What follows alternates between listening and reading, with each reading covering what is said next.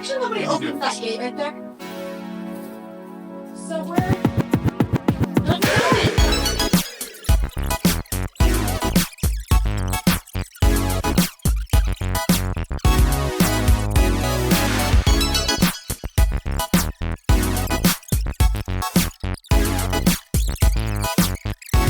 Go ahead, stop, yeah. Okay, everybody, welcome to the Girl Scout Ball birthday party. Yay! Okay, it's for Chilli and Natalia. They're turning 2 years old. Who knows how old that is in people years?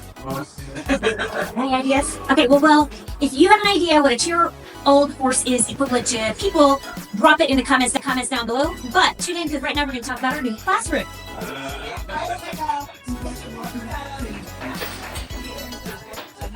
First, we'll take you over here and show you. Oh, we already got some hopscotch drawn there. And there's the birthday girls. They've already had quite an adventure this morning, but we'll talk about that later. And they're getting dressed behind the scenes, getting ready for having their cake. Okay, but we're gonna come back over here. We have our snacks. You guys are missing out. Those of you that are not here live and in person. Okay, the new classroom.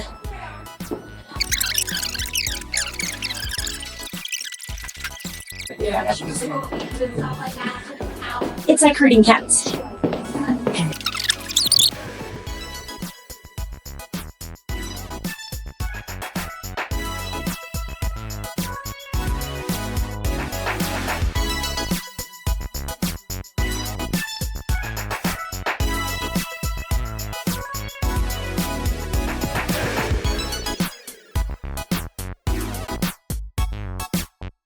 Okay, so thank you everybody that's here, that's tuned in, that's still here. So this is our classroom.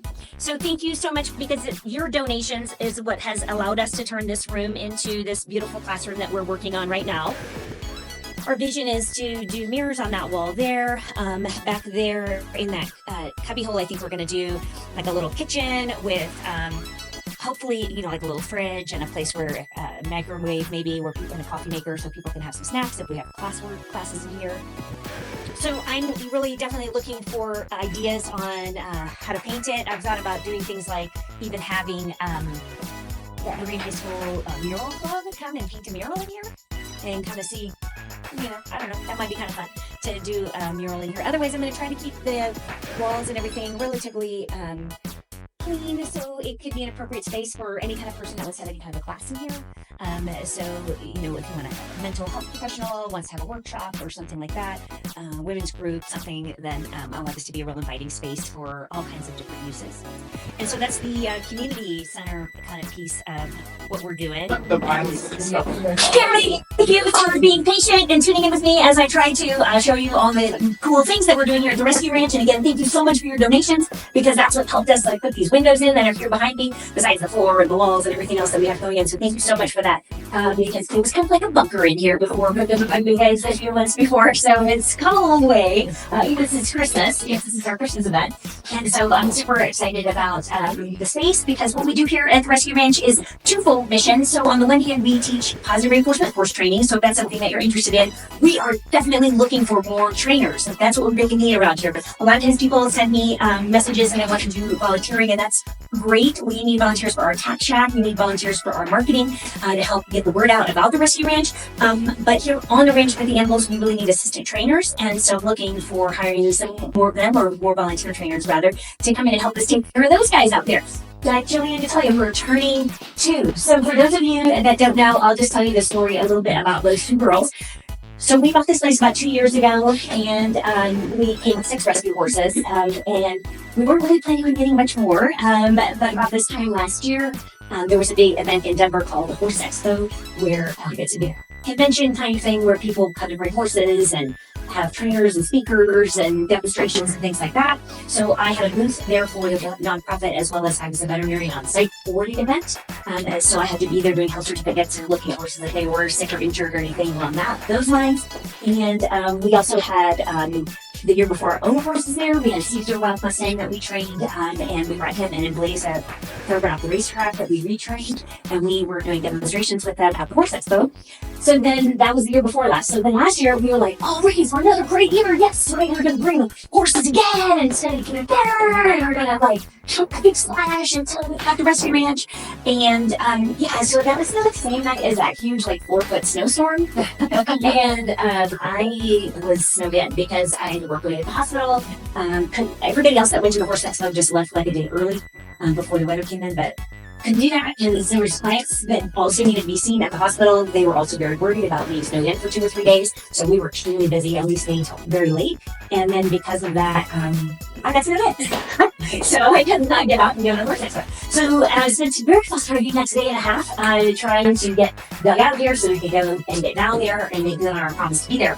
And while we were there, the Bureau of Land Management brought in 6 wild baby Mustangs to use for demonstration purposes and also to auction off at the end of the horse expo. So these horses had been rounded up in Salt Lake, Salt Flats, Utah, I think is where they came from. So they were rounded up with helicopters, shipped on trucks, brought over to the prison in Pueblo or Canyon City down there, and then they went through and picked the 6 prettiest, most flashy ones that they could, and then ran them out of that corral again and put them into another truck and brought it to the horse expo, and then had them, these wild animals that had never been around people before, that was their whole experience, and they put into little pens in the middle of a giant arena where there was like just thousands of people walking by and staring at them all day long. Okay, so that was their first experience with humans. Okay, and so I walked by them, but I was like, well, first of all, I'm not interested in adopting more animals. and then also, they were so beautiful. They were some of the most beautiful, just like, I was like, I've been in lots of horse auctions. I was like, there's no way they're going to get adopted like so fast. It's like not even this year. But the hours went on and the hours went on, and then the day went and the next day came, and there was very few people at this event because a lot of people also got snowed in and didn't go. And so it was like nobody was there, right? And so 4 of the 6 got adopted, and then we took the last 2 basically because they didn't get, there was nobody there to adopt. By the end of that, so their fate would have been to just go back to the prison and live in corrals with 6,000 of the horses in corrals down there. A few of them might get lucky enough to get adopted out or something like that. But really, it's pretty amazing if you ever get a chance to go down there and see just how many horses we really do have in holding. And it's really, so we don't have any great solutions for how to fix that. There's a lot of people trying to do a lot of things. But in the meantime, I can't save 6,000 of them, but I can save 2 of them. And so we got these 2 girls here. So that's how Chilli and Natalia came to be here. And kind of the cool thing about it too is the fact that our previous wild Mustang that we have, Caesar, he, when we adopted him, he was at a public facility. And so a lot of people interacted with him in ways that we didn't necessarily agree with or want him to be interacted with. In fact, I literally, for my kitchen window, watched somebody hit him a few times, because they didn't agree with how I was training because they thought I was just spoiling them. And so they wanted to teach them a lesson so they didn't get spoiled or too wild or whatever for other people to handle. And so that's how. So he has some behavior issues from getting like weird input from humans, right?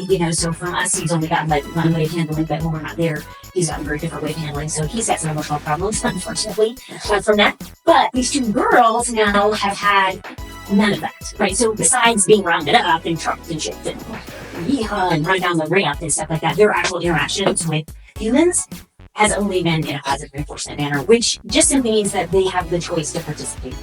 And so it's really kind of interesting because you can take whips and ropes and shake it around them and they don't run. Yeah, they don't run because they've never been taught that that's it. They're not taught to be afraid of anything. So that makes them safer, really, for us to be around because they're not harboring any kind of angst and fear inside of themselves that's ready to school up in a minute, which is the problem in traditional types of workshop and trees. Yeah. So, hi, we got new visitors. So on that note, let's talk about Chilli and Natalia. Thanks, guys. Does anybody have any questions about any of this so far? No. Cool. Well, thanks for being here. Yay! Okay, yay. So I appreciate everybody being here so much. And we're going to open this door camera right behind you and move out, and we'll see if we can get everybody kind of piled around.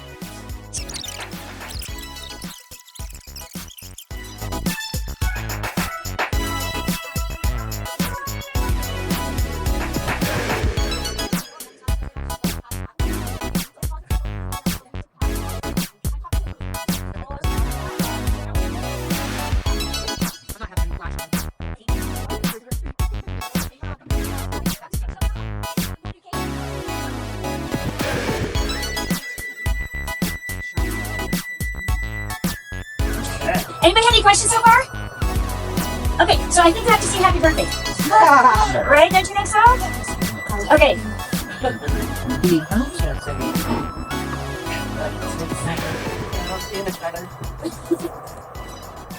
Everybody ready?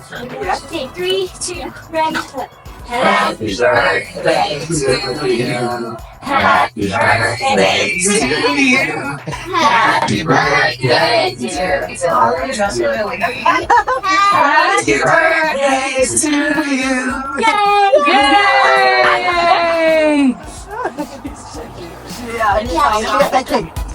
Ready? Yeah. Ready? Oh my gosh. That's not how quickly they're going to eat it. Oh yeah, there's a giant butterscotch. I'm just moving this wherever. There we go. Oh. There we go. Oh my god. It smells good. I think putting the picture candles is disgusting. You want that Great. So cute. Just like sisters, right? Yeah. No sharing. Oh yeah. I'm sure yours. Yeah. Yeah. Mama. I know. They do.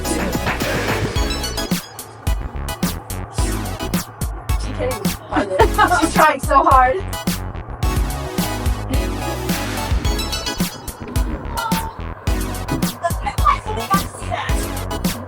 I'm trying to get Dixie a bite because she grabbed the whole thing and flung it over. Oh wow. Dixie. Oh wow. Alright. Dixie said it's my birthday.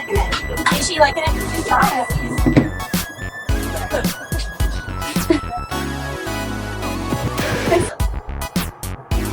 This is very similar to watching Butters and Vanilla.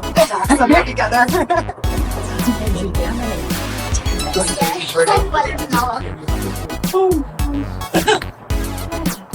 You're so strong. It's so hard.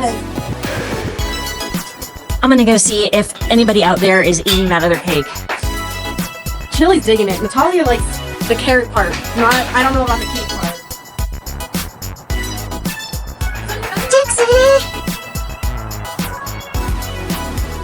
Dixie's demolishing the rest of the cake.